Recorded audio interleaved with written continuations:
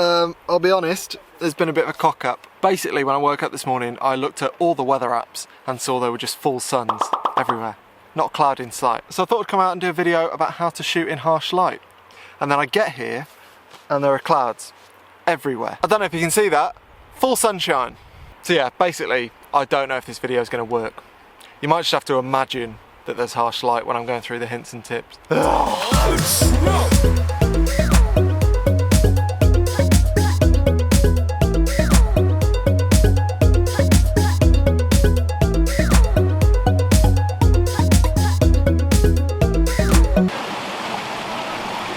Right, quick update for you. I've spent the last 3 hours faffing around waiting for these clouds to go, and I've come to the conclusion that they're not going to. So I might as well crack on with the video. The cold water was nice though. I don't know if you've seen my last video or not. Basically, if you haven't, I went up and down a mountain far too fast for my fitness levels, and as a result, I can barely move my legs 3 days later.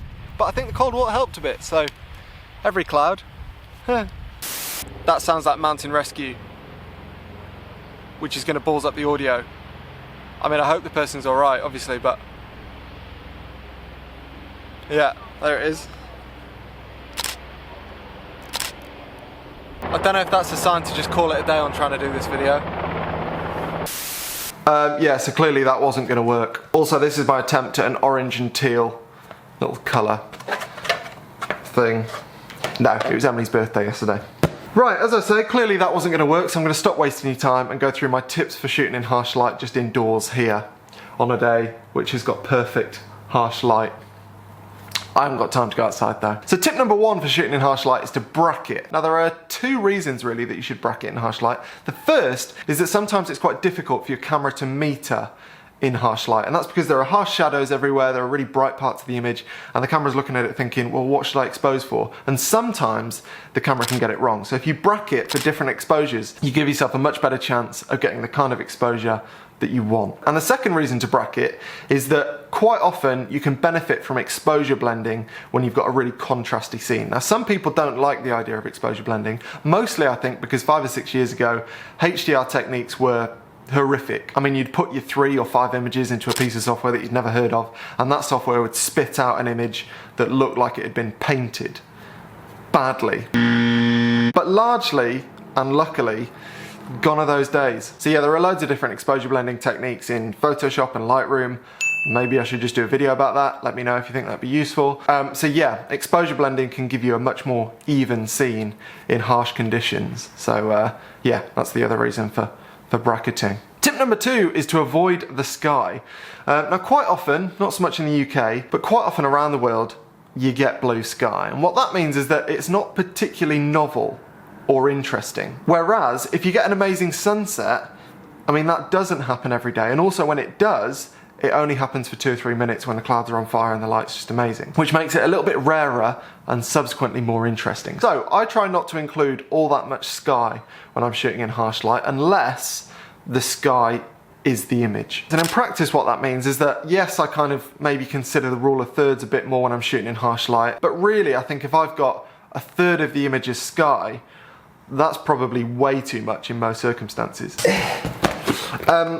Because the thing is, people don't really need to be shown a blue sky to know what it looks like. I mean, you see the start of a blue sky, you know that gradually it's just going to get a little bit darker. And the viewer doesn't need to see that to know that that's the case. Unless you've got like a really interesting cloud or something, then I might include a bit more of the sky. But typically, I avoid the sky because people can tell from the harsh shadows and stuff that the sky is going to be blue and uninteresting. Tip number 3 is, well, sort of related to tip number 1 actually, and that is to overexpose. And the reason you should overexpose sometimes when you're shooting in harsh light is because quite often when you're shooting things bright in a scene like a beach or snow or something like that, the camera will underexpose to make sure that it exposes correctly for the really bright parts of the image. Now that is a somewhat risky strategy because it doesn't always happen. Therefore, what I do is tip number 1, which is to bracket for multiple exposures. And that way, no matter how your camera meters, you're covered correctly. So it's not really a tip. Yeah, bracket, don't overexpose your shots, just in case. Get rid of that. No, I will keep it because 5's a round number, even though it's a useless tip. Tip number 4 is to wait for clouds.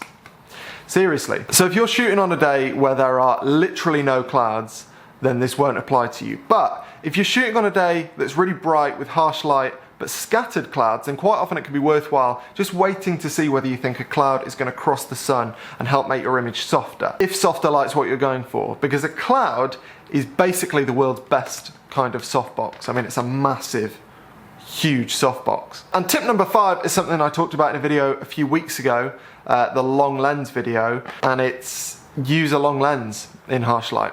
So quite often I find that when I'm trying to shoot big wide vistas when the light is really harsh, I don't often like the images because the sky is a little bit boring and you've just got lots of what I perceive as quite ugly shadows dotted around the whole image. But if I use much tighter focal lengths and focus in on a house or a cluster of trees or a little farm or whatever it might be, I get a much more desirable, simple result. And to me at least, that is more pleasing. So using a long lens when the light is really harsh, I've found to be useful. Yeah, so that's my 5 tips, 4 tips depending on how you count, for shooting in harsh light. I think we got there in the end.